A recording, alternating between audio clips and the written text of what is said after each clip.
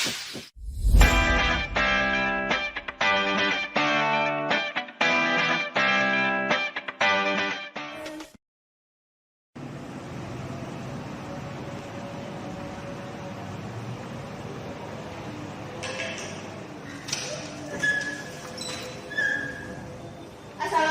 warahmatullahi wabarakatuh. Waalaikumsalam warahmatullahi wabarakatuh.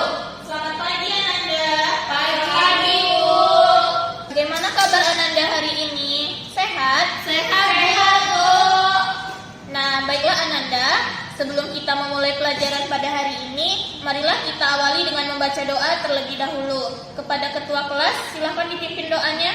Sebelum kita memulai pelajaran, baiknya kita doa terlebih dahulu. Doa dimulai. Doa selesai.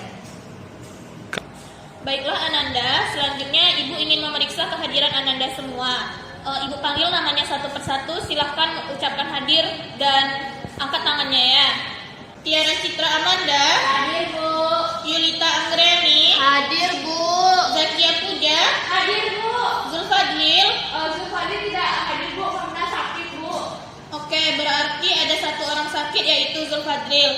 Jadi mari kita sama-sama doakan semoga Zul cepat sehat ya. Amin.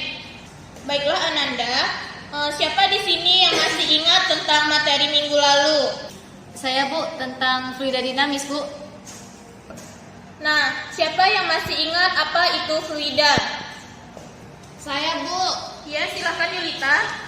Menurut sumber yang saya baca, fluida itu adalah suatu zat yang bisa mengalami perubahan bentuk secara kontinu atau terus-menerus bila terkena tekanan ataupun gaya geser walaupun relatif kecil atau biasa disebut dengan zat mengalir. Seperti itu, Bu. Oke, bagus ya Yulita. Nah, selanjutnya siapa yang masih ingat apa itu fluida dinamis? Saya, Bu. Singkatnya, fluida dinamis itu adalah fluida bisa berupa zat cair atau gas yang bergerak, Bu. Oke, good job ya Ananda semua. Nah, pembelajaran yang telah dipelajari pada minggu lalu itu jangan sampai dilupakan ya Ananda. Ya, Bu. Nah, karena minggu lalu kita telah membahas tentang fluida dinamis, maka hari ini kita masuk pada topik baru, yaitu tentang suhu, kalor, dan perpindahan kalor. Nah, sebelum itu, Ibu ingin bertanya kepada Ananda, mengapa es batu yang dibiarkan di tempat terbuka, lama-kelamaan dia akan menjadi air? Karena terkena panas, Bu. Iya, benar sekali ya Puja. Nah, mengapa es batu yang dibiarkan lama-kelamaan akan menjadi air? Untuk lebih jelasnya, hal ini akan kita pelajari pada materi hari ini, yaitu tentang suhu, kalor, dan perpindahan kalor. Oke Ananda, selanjutnya silakan perhatikan papan tulis terlebih dahulu ya. Nah, adapun kompetensi dasar yang akan kita capai, yaitu pada kompetensi KD 3.5 yaitu menganalisis pengaruh kalor dan perpindahan kalor yang meliputi karakteristik termal suatu bahan, kapasitas dan konduktivitas kalor pada kehidupan sehari-hari. Nah, kemudian KD di 4.5-nya yaitu merancang dan melakukan percobaan tentang karakteristik termal suatu bahan, terutama terkait dengan kapasitas dan konduktivitas kalor beserta presentasi hasil percobaan dan pemanfaatannya, yang mana ini akan kita lakukan pada minggu selanjutnya.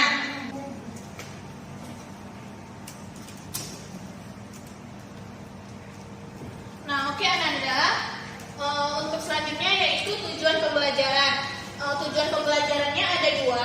Yang pertama yaitu menganalisis dan menjelaskan pengertian suhu dan kalor, dan yang kedua yaitu menganalisis perubahan suhu pada suatu benda terhadap kalor pada benda tersebut. Nah, selanjutnya yaitu tentang cakupan materi pembelajaran. Adapun cakupan materi pembelajaran kita pada hari ini yaitu ada 4 poin. Yang pertama tentang suhu, yang kedua kalor, yang ketiga kalor jenis dan kapasitas kalor, dan yang keempat itu kalor laten. Nah, oke Ananda, ketika mendengar kata suhu, apa yang terlintas di pikiran Ananda? Saya, Bu. Iya, silakan Puja. Suhu merupakan suatu suatu derajat panas atau dingin yang dapat dirasakan oleh indera. Terima kasih, Bu. Oke, tepat sekali ya Puja. Apakah ada yang bisa menambahkan? Saya Bu mau menambahkan, Iya, silakan Tiara. di suhu terdapat 4 skala suhu Bu, ada suhu Reaumur, Fahrenheit, Celcius, dan suhu Kelvin. Oke, bagus ya Tiara. Nah, selanjutnya, apakah Ananda ada yang tahu apa itu kalor? Saya Bu, Iya, silakan Yulita. menurut buku yang saya baca itu kalor itu merupakan proses transfer energi dari suatu zat ke zat lain dengan diikuti oleh perubahan suhu Bu. Ya, benar sekali Yulita. Apakah ada pendapat yang lain? Apakah Puja tahu? Iya, Bu, saya, Bu. Iya, silakan Puja.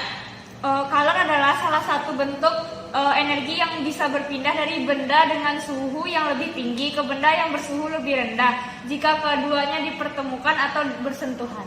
Terima kasih, Bu. Oke, good job Puja. Nah, selanjutnya, faktor apa saja yang mempengaruhi kalor jenis dan kapasitas kalor suatu zat? Nah, silahkan Ananda cari jawabannya. Ibu kasih Ananda waktu untuk memikirkan hal ini. 5 menit itu Ibu rasa sudah cukup ya? Sudah Bu.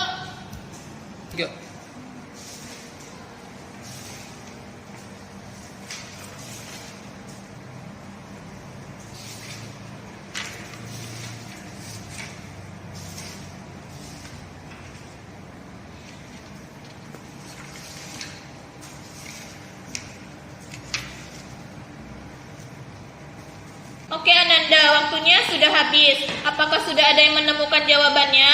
Sudah Bu. Oke, silahkan Yulita. Ya Bu, tadi saya kan membaca itu ada kalor jenis suatu zat itu dipengaruhi oleh pertama itu banyak kalor yang diterima ataupun dilepas, yang kedua itu massa zat, dan yang ketiga itu ada perubahan suhu Bu. Oke, nah selanjutnya faktor apa saja yang mempengaruhi kapasitas kalor suatu zat? Saya Bu, kapasitas kalor dipengaruhi oleh banyak kalor yang diterima atau dilepas dan perubahan suhu Bu. Oke, kasih applause untuk Yulita dan Tiara. Nah, selanjutnya Ibu ingin bertanya lagi nih. Mengapa es batu yang dibiarkan itu lama-kelamaan akan menjadi cair? Saya, Bu, karena adanya panas, Bu. Oke, kalau menurut Yulita bagaimana? Ibu, karena es batunya itu menerima panas Bu. Oke, benar sekali ya jawaban dari Puja dan dari Yulita tadi. Jadi, kalor yang diterima atau dilepaskan suatu zat dapat mengakibatkan pada perubahan wujud suatu zat. Nah, penerimaan kalor akan meningkatkan suhu dan dapat mengubah wujud zat dari padat menjadi cair atau cair menjadi gas. Nah, sedangkan pelepasan kalor dapat menurunkan suhu atau merubah wujud dari cair menjadi padat atau gas menjadi cair. Nah, peristiwa ini dinamakan dengan kalor laten. Nah, bagaimana Ananda? Apakah Ananda semua sudah paham? Paham Bu. Tiara, apakah Ananda sudah paham? Sudah paham Bu? Nah, jadi manfaat materi hari ini sangatlah penting untuk diaplikasikan di dalam kehidupan sehari-hari. Contohnya yaitu ada peristiwa lemari es, termos, dan lain sebagainya. Nah, adapun materi hari ini yaitu tadi tentang suhu dan kalor. Ibu simpulkan sedikit, suhu merupakan derajat panas atau dingin yang dirasakan oleh indera. Nah, sedangkan kalor adalah proses transfer energi dari suatu zat ke zat lainnya dengan diikuti perubahan suhu. Oke, Ibu sangat senang mengajar di kelas Ananda karena Ananda cukup aktif dan antusias terhadap pelajaran yang Ibu sampaikan. Nah, Ibu sangat mengapresiasi Ananda semua. Jangan pernah patah semangat ya dalam belajar fisika. Ya Bu. Oke, sebagai bentuk evaluasi terakhir dari Ibu ingin bertanya kepada Ananda. Silakan acungkan tangannya ketika akan menjawab. Nah, berdasarkan materi yang kita pelajari tadi, siapa yang bisa menyebutkan pembelajaran apa saja yang sudah kita pelajari hari ini? Saya Bu. Ya, silakan Tiara. Hari ini kita belajar tentang suhu, kalor, kalor jenis, kapasitas kalor, dan kalor laten. Oke, bagus sekali Tiara. Nah, untuk tugas di rumahnya, silahkan Ananda kerjakan soal nomor 1 sampai 4 pada buku cetak halaman 65. Tugasnya akan diserahkan minggu depan. Nah, minggu depan kita akan membahas tentang perpindahan kalor. Silahkan persiapkan dirinya. Oke, baiklah, cukup untuk hari ini. Untuk tugas rumahnya jangan lupa dikerjakan ya Ananda. Ya, Bu. Baik, ketua kelas silakan pimpin doa. Baiklah teman-teman, sebelum kita mengakhiri pembelajaran kita pada hari ini, kita tutup dengan doa. Berdoa dimulai. Berdoa selesai. Baik, Ibu akhiri pembelajaran hari ini. Wassalamualaikum warahmatullahi